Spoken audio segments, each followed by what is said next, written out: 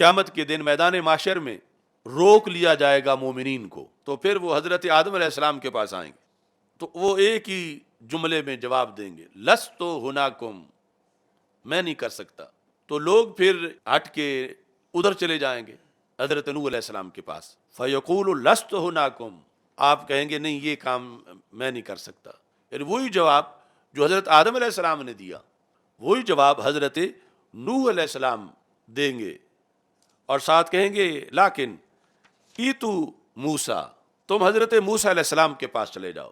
ایسا کرو تم حضرت عیسیٰ علیہ السلام کے پاس چلے جاؤ، عبد اللہ و رسولہ و روح اللہ و کلمتہ، تو حضرت عیسیٰ علیہ السلام بھی کہیں گے کہ آج اللہ بڑے جلال پر ہے، میں تو بات نہیں کر سکتا۔ رسول پاک صلی اللہ علیہ وسلم فرماتے ہیں فیاتونی، پھر میرے پاس آ جائیں گے، فاستأذن علی ربی فی دارہ فیؤذن لی علیہ، دوسری حدیث میں ہے فرمایا جس وقت فیاتونی میرے پاس آئیں گے تو میں لست ہناکم نہیں کہوں گا، میں کہوں گا انا لہا، انا لہا، لہا کا مرجع شفاعت، میں تو ہوں ہی یہاں شفاعت کے لیے۔ مشکات میں وہ حدیث نمبر 5572 ہے، بخاری شریف میں کتاب و تفسیر کے اندر ہے، ایسے ہی مسلم شریف میں بھی ہے۔ ہمارے آقا صلی اللہ علیہ وسلم ارشاد فرماتے ہیں یحبس المؤمنون یوم القیامہ، قیامت کے دن میدان معاشر میں روک لیا جائے گا مومنین کو، مطلب ہے وفد جلوس ہر طرف انسانیت کے آتے جائیں گے، اور اتنی بڑی گراؤنڈ میں سارے جو ہیں جب اکٹھے ہو جائیں گے، یحبسو، اب پہلے تو چلتے آئے،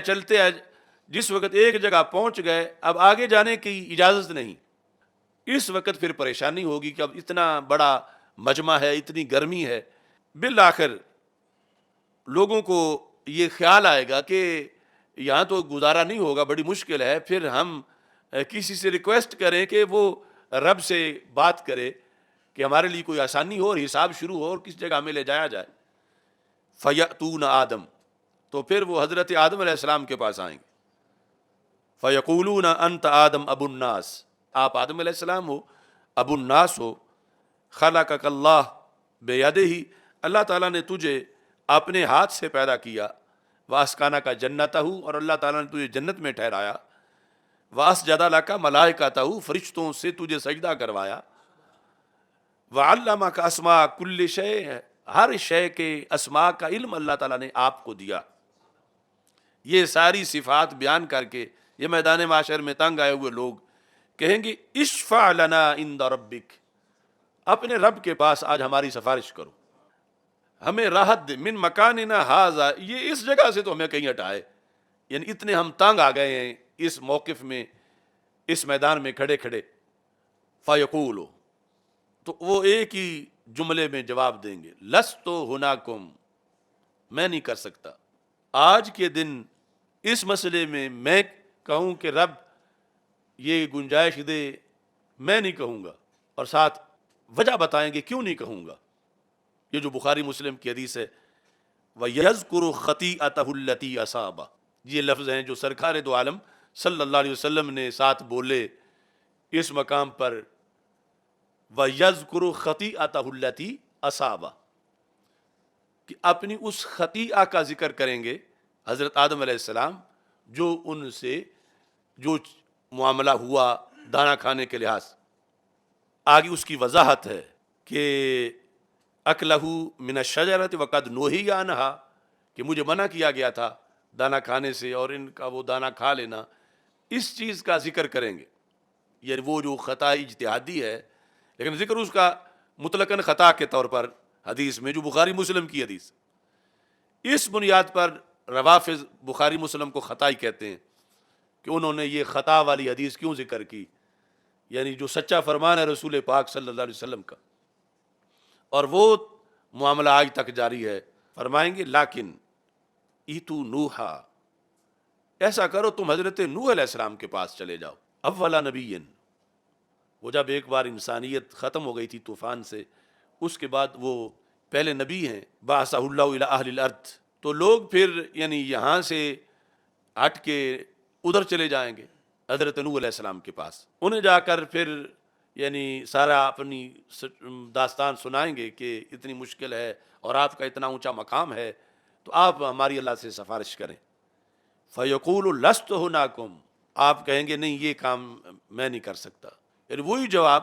جو حضرت آدم علیہ السلام نے دیا، وہی جواب حضرت نوح علیہ السلام دیں گے، اور آگے بھی لفظ وہی ہیں وَيَذْكُرُ خَطِيئَتَهُ الَّتِي أَصَابَ، آپ بھی اپنے ایک معاملے کا ذکر کریں گے کہ اس وجہ سے میں تو اللہ تعالیٰ کے سامنے نہیں بولوں گا، چونکہ جتنا بڑا مقام ہے تو ان کے لحاظ سے معمولی سی بات کو بھی اللہ کے سامنے، اور پھر وہ جو دن ہے اللہ کے جلال کا، کہیں گے ایتو ابراہیم، یعنی وہ کہیں گے تو حضرت ابراہیم علیہ السلام کے پاس چلے جاؤ۔ ابھی آگے جو کچھ ہونا ہے، نامہ اعمال اور ترازو اور وہ معاملات، اور پھر جہنم میں کسی کا چلے جانا اور اس کی سفارش، وہ تو بات کیا ہے، یہ تو موقف کے اندر اتنی پریشانی بنی ہوئی، یہ کوئی قصہ کہانی نہیں، یعنی صحیح بخاری صحیح مسلم کی صحیح اسناد کے ساتھ جو احادیث ہیں مختلف الفاظ کے ساتھ وہ ہیں۔ تو پھر جس وقت رسول پاک صلی اللہ علیہ وسلم فرماتے ہیں کہ حضرت ابراہیم علیہ السلام کے پاس پہنچیں گے اور سب کچھ بیان کریں گے، وہ فرمائیں گے انی لست ہناکم، یہ میں تو نہیں کروں گا، اور پھر وہ اپنا ایک معاملہ ذکر کریں گے اور ساتھ کہیں گے لیکن ایتو موسیٰ، تم حضرت موسیٰ علیہ السلام کے پاس چلے جاؤ، عبدن آتاہ اللہ التوراۃ، ان کی بہت شان ہے، اللہ نے ان کو تورات دی ہے، وکلمہ، رب نے ان سے کلام بھی کیا ہے، وقربہ نجیہ، رب ذوالجلال نے ان کو خصوصی قرب میں ان کے ساتھ گفتگو کی ہے، ان کو قرب دیا ہے۔ تو یہ سارے مل کے امتیں فیاتون موسیٰ علیہ السلام، حضرت موسیٰ علیہ السلام کے پاس پہنچیں گے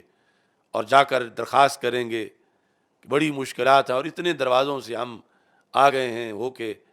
اب آپ کے پاس آئے ہیں، اللہ کے پاس ہماری سفارش کرو کہ اس جگہ سے تو رب ہمیں ہٹائے کہ اتنی گرمی ہے اور اتنا ٹھہرنا یہاں مشکل ہے۔ فَيَقُولُ إِنِّي لَسْتُ هُنَاكُمْ، تو حضرت موسیٰ علیہ السلام بھی یہ جواب دیں گے کہ یہ میں تو نہیں کروں گا، وہی جو آدم علیہ السلام سے جواب شروع ہوا، انی لست ہناکم ویذکر خطیئتہ التی اصابہ، اور وہ بھی خطیہ کا ذکر کریں گے، لیکن آگے رستہ دکھا دیں گے، لیکن ایتو عیسیٰ علیہ السلام، ایسا کرو تم حضرت عیسیٰ علیہ السلام کے پاس چلے جاؤ، عبد اللہ ورسولہ وروح اللہ وکلمتہ، اللہ کے عظیم بندے ہیں، اللہ کے رسول علیہ السلام ہیں، روح اللہ ہیں اور کلمت اللہ ہیں، ان کے پاس تمہاری مشکل حل ہو جائے گی، ان کے پاس چلے جاؤ۔ فیأتون عیسیٰ علیہ السلام، تو لوگ حضرت عیسیٰ علیہ السلام کے پاس پہنچیں گے اور ساری اپنی داستان سنائیں گے، مشکلات کتنی ہیں اور کہاں کہاں سے ہم چل کے یہاں پہنچے ہیں۔ فیقول لست ہناکم، تو حضرت عیسیٰ علیہ السلام بھی کہیں گے کہ آج اللہ بڑے جلال پر ہے، میں تو بات نہیں کر سکتا، میں نہیں کروں گا۔ اب یہ رستہ دکھاتے ہیں، کہتے ہیں لیکن ایتو محمدا صلی اللہ علیہ وسلم، تم حضرت محمد مصطفیٰ صلی اللہ علیہ وسلم کے پاس جاؤ۔ یعنی سرکار خود یہ بیان کر رہے ہیں کہ یوں انبیاء علیہ السلام سے ہوتے ہوتے حضرت عیسیٰ علیہ السلام کہیں گے محمدا عبدن غفر اللہ لہ ما تقدم من ذنبہ وما تاخر، وہ ہستی کے جن کے صدقے رب نے ان کے پہلوں پچھلوں کے سب کے بخش دیے، ان کے پاس چلے جاؤ، آج اللہ سے وہی بات کر سکتے ہیں۔ رسول پاک صلی اللہ علیہ وسلم فرماتے ہیں فیاتونی، پھر میرے پاس آ جائیں گے، فاستأذن علی ربی فی دارہ فیؤذن لی علیہ، دوسری حدیث میں ہے فرمایا جس وقت فیاتونی میرے پاس آئیں گے تو میں لست ہناکم نہیں کہوں گا، میں کہوں گا انا لہا، انا لہا، لہا کا مرجع شفاعت، میں تو ہوں ہی یہاں شفاعت کے لیے، آنا لہا کہ میں شفاعت کے لیے تیار ہوں، آنا لہا کہہ کے آسیوں کو لیں گے آغوش مرحمت میں، عزیز اکلوتا جیسے ماں کو نبی کو اپنا غلام ہوگا، ادھر وہ گرتوں کو تھام لیں گے، ادھر پیاسوں کو جام دیں گے، صراط و میزان حوض کوثر یہیں وہ عالی مقام ہوگا۔ تو اس طرح یعنی رسول اکرم صلی اللہ علیہ وسلم سب کی امید اس وقت پوری ہوگی جب ہمارے آقا صلی اللہ علیہ وسلم کی دہلیز پہ پہنچیں گے اور سرکار دو عالم صلی اللہ علیہ وسلم پہلے ہی جواب سوچ کے بیٹھے ہوئے ہیں، یعنی ان کو اتنا اطمینان ہو جائے کہ آنا لہا، یہ نہیں کہا کہ میں اب کچھ غور و فکر کرتا ہوں کہ میں یہ ذمے لوں یا نہ لوں، میں تھوڑا سا سوچ لوں، فرمایا آنا لہا کہ میں تو ہوں اس کے لیے کہ میں تمہاری بات کرتا ہوں اللہ تبارک و تعالیٰ سے۔ اور یہاں یہ ہے فرمایا کہ میں اپنے رب سے اذن مانگوں گا، فیؤذن لی علیہ، مجھے اذن دے دیا جائے گا، فاذا رأیتہ، اذن مانگوں گا کہ رب میں تجھے ملنا چاہتا ہوں، دیکھنا چاہتا ہوں، فاذا رأیتہ، تو جب میں اللہ کو دیکھوں گا، دیدار کروں گا، وقعت ساجدا، تو میں سجدے میں گر پڑوں گا، فَيَدَعُنِي مَا شَاءَ اللَّهُ أَن يَدَعَنِي، تو رب مجھے کچھ وقت کے لیے جتنا وہ چاہے گا اسی حالت میں رہنے دے گا، جیسے میں سجدے میں جاؤں گا اللہ کچھ وقت مجھے اسی حالت میں رہنا دے گا جو وہ چاہے گا۔ فَيَقُولُ، پھر کہے گا، ارفع محمد، سر تو اٹھاؤ، قل، بولو تو صحیح، تسمع، سنا جائے گا، قل تسمع، آپ سنے جاؤ گے، یہ نہیں کہ آپ کی بات سنی نہیں جائے گی، قل تسمع، وشفع تشفع، آپ سفارش کرو، سفارش مانی جائے گی، سل تعطا، آپ سوال کرو آپ کو عطا کیا جائے گا۔ یعنی یہ اللہ تعالیٰ کی طرف سے سرکار کے بولنے سے پہلے یعنی اتنا دلاسا دیا جائے گا، اس قدر رسول پاک صلی اللہ علیہ وسلم کو اعزاز دیا جائے گا۔ سرکار فرماتے ہیں کہ دیدار کے بعد میں سجدے میں جاؤں گا تو سجدے میں رب جتنی دیر چاہے گا مجھے سجدے میں رہنے دے گا، اور اس کے بعد یہ کہے گا کہ محمد صلی اللہ علیہ وسلم سر اٹھاؤ، آپ بولو، آپ کی بات کو سنا جائے گا، آپ سفارش کرو، سفارش قبول کی جائے گی، آپ سوال کرو، جو آپ سوال کرو گے آپ کو وہ عطا کیا جائے گا۔ تو نبی اکرم صلی اللہ علیہ وسلم فرماتے ہیں جب اللہ کی طرف سے یہ ساری بات ہو جائے گی تو اس کے بعد ارفع راسی، میں سر اٹھا لوں گا، اسنی علی ربی بثناء و تحمید یعلمنیہ، میں پھر اللہ کی وہ تعریف کروں گا جو رب مجھے اسی دن تعلیم کرے گا، یعنی جو رب مجھے سکھائے گا وہ تعریف کروں گا، ثم اشفع، پھر میں سفارش کروں گا، فیحد لی حدن، ایک میرے لیے حد بنائی جائے گی کہ اتنے نکال لو، اور اس میں بھی راز ہے، اتنے کتنے نکال لو، یعنی اتنے کروڑ نکال لو، اتنے ارب نکال لو، لیکن ایک حد ہوگی کہ اتنے نکال لو۔ فرماتے ہیں رسول پاک صلی اللہ علیہ وسلم، فیحد لی حدا اخرجہم من النار وادخلہم الجنہ، جتنے رب فرمائے گا میں سارے اتنے جہنم سے نکال لوں گا اور نکال کے جنت پہنچا دوں گا، جنت پہنچانے کے بعد ثم اعود الثانیہ، میں پھر آ جاؤں گا، لوٹ آؤں گا، فاستأذن علی ربی فی دارہ،